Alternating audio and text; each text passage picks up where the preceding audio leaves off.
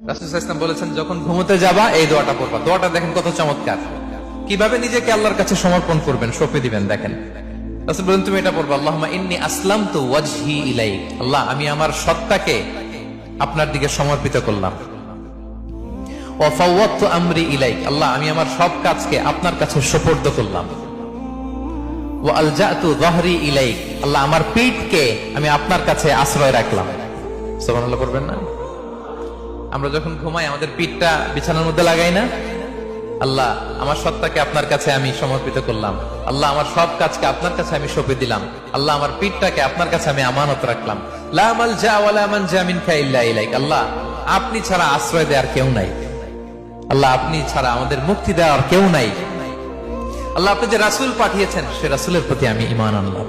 আল্লাহ, যে কিতাব আপনি আসমান থেকে পাঠিয়েছেন ওই কিতাবের উপর আমি ঈমান আনলাম। সুবহানাল্লাহ পড়েন।